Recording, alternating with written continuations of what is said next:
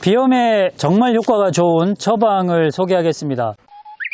근데 이 처방은요, 비염뿐만 아니고 정말 여러 가지 증상에 사용하기 때문에 한의사들 기준으로요, 이 처방 모르면은 북에서 내려온 사람이라고 취급해도 될 정도로 아주 유명한 처방입니다. 처방 이름은 보중익기탕입니다. 자, 보중이라는 뜻은 내 몸의 중간 어디죠? 위장입니다. 내 몸의 중간 위장을 보호해준다는 뜻이에요. 그렇다는 얘기는 이 처방을 복용할 사람도 역시 위장이 약한 사람, 소화력이 떨어진 사람, 소화가 잘 안 되는 사람이겠죠. 익기라는 뜻은 기운을 더해준다는 뜻입니다. 그러니까 이 처방을 복용할 사람은 지금 당장, 지금 현재 기운이 없다는 뜻이에요.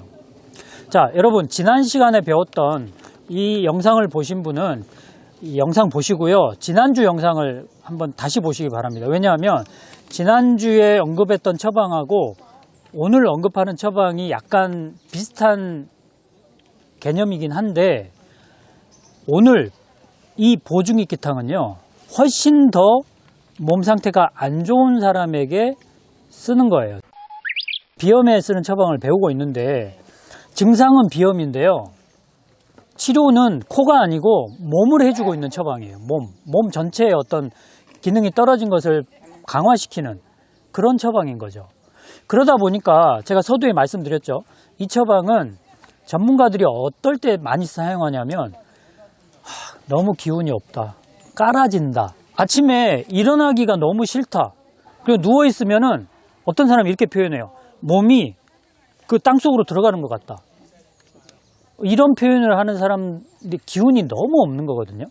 그러니까 거의 탈진한 정도의 상태 있는 사람들에게 이 보중익기탕을 쓰는 건데, 그런 사람들에게 나타날 수 있는 증상이 뭐가 있을까요? 생각을 해보세요. 어지러울까요? 어지럼증 있어요. 그리고 또 뭐 있을까요? 위장이 안 좋기 때문에 식욕은 없어요. 식욕이 없어요. 밥맛이 없어요. 소화도 잘 안 돼요. 그리고 감기에 잘 걸려요. 까딱하면 감기 걸려요. 여러 가지 증상이 있어요. 수많은 증상이 있는데 그 중에 하나가 비염이에요. 그러니까 이런 몸 상태를 가지고 있는 사람인데 비염 증상이 있는 거죠. 보중익기탕을 써서 비염 증상을 개선해 드린 분이 있거든요. 보시겠습니다. 이 사람은 김땡땡 남자분입니다. 나이는 65세. 그리고 이분이 만성적인 비염과 축농증이 또 있어요. 근데 제가 다 표현을 할 수 있을지 모르겠지만, 제가 이분하고 상담을 하면서 이분이 굉장히 고통스러워하는 거를 느꼈어요. 제발 없었으면 좋겠다, 이 병이. 그러니까 뭐 죽을 병은 아니지만 내 삶의 질을 너무 많이 떨어뜨리고 있는 거죠. 그래서 코막힘이 심해서 잠들기가 힘들어요. 코가 막혀서 잠을 못 자요. 너무 괴롭지 않아요? 그리고 그러니까 증상은 코막힘이 심한데 이 콧물은 거의 없어요 또. 그런데 에어컨 바람을 쐬면은 코막힘이 생기고 머리가 또 아파. 그러면 이 사람은 몸이 찬 사람이에요, 따뜻한 사람이에요? 몸이 매우 찬 사람이에요. 그리고 이제 여기서 여러분 기억을 하시고 가셔야 될 게, 이분도 남자예요. 남자면 보통은 좀, 저도 이렇게 빼빼 말라가지고 우리 학생이 저 불쌍해 보인다고 하던데, 좀 이렇게 보여도 남자니까 추위 많이 안 타거든요, 저도. 소화도 괜찮아요. 그런데 이분은 완전히 반대인 거죠. 그러면서 병원에서 검사해 보니까 기관지가 좀 좋지 않다, 이런 판정을 좀 받았나 봐요. 그래서 제가 오늘 배우는 보중익기탕을 드렸거든요. 그랬더니 언제 확인했냐면 올 9월 21일 날, 거의 최근이죠. 최근에 확인했더니 이런 답을 합니다. 코막힘으로 잠을 못 잘 정도 이 증상이 편해져서 이분도 양약을 먹어야 이게 없어져요. 코막힘이 너무 심한데, 근데 양약을 복용하는 횟수가 아주 많이 줄었답니다. 그러니까 지금도 양약을 복용을 좀 하고 있는 것 같아요. 그런데 그 횟수가 너무 많이 줄었다는 거죠. 그것만으로 이분은 만족하고 있어요. 왜냐하면 너무 오랫동안 이 병으로 이제 고생을 했기 때문에. 환기, 인삼, 감초가 들어갑니다. 환기는 어떤 약이냐면 몸에 있는 열을 밖으로 못 빠져나가게 원천 차단시키는 약이에요. 기운도 못 빠져나가게 하고 열도 못 빠져나가게 해요. 그러니까 말하자면 문을 다 닫아버리는 약이에요. 다 닫아버려요.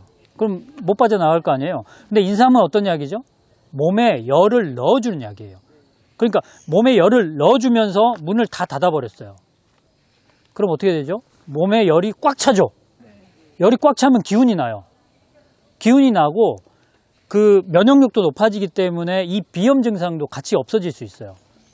그러면서 코가 부어있는 게 가라앉으면서 코막힘이 없어진 거죠. 여기에 들어가는 약초 또 볼게요. 당귀가 들어갑니다. 당귀는 보혈제입니다. 혈액을 보충하는 약이에요. 즉, 이 보증기탕에는 먹어야 될 사람들은 기운도 없고요. 혈액도 부족한 거예요. 한방적으로 얘기하면 기혈이 다 소진된 사람들이에요. 그러니까 이것만 봐도 이 처방을 복용해야 될 사람들이 얼마나 몸 상태가 안 좋은가를 알 수가 있는 거죠. 그래서 여러분 주변에 비염 있는 사람들 중에 이 사람이 정말 기력이 없다. 이 기력 없는 게 어제 오늘 일이 아니고 장기간 계속 그게 질병 때문이든 아니면 노화 때문이든 이분 같은 경우는 뭐 때문인지는 정확하게 알 수 없지만 일단은 65세라는 걸 보면 노화가 일단은 작용하고 있는 거고 하지만 노화가 됐다 하더라도 다 그런 건 아니니까 또 다른 원인이 있었을 거예요. 분명히 뭐 스트레스가 됐건 뭐가 됐건 간에 어쨌든 그런 어떤 기혈을 도와줄 수 있는 약이 들어가고 또 인삼, 백출, 진피라는 약이 들어가는데요. 이거는 위장을 튼튼하게 하는 약입니다. 그러니까 위장이란 얘기는 제가 항상 강의 중에 이렇게 얘기하죠. 위장은 나무의 뿌리입니다. 이 나무를 봤을 때 이 나무가 뿌리가 약한 거예요. 근데 그 결과를 보니까 잎도 약해. 잎도 누렇게 돼 있어요. 딱 보니까 이거는 지금 딱 보니까 그 비실비실해 보여요.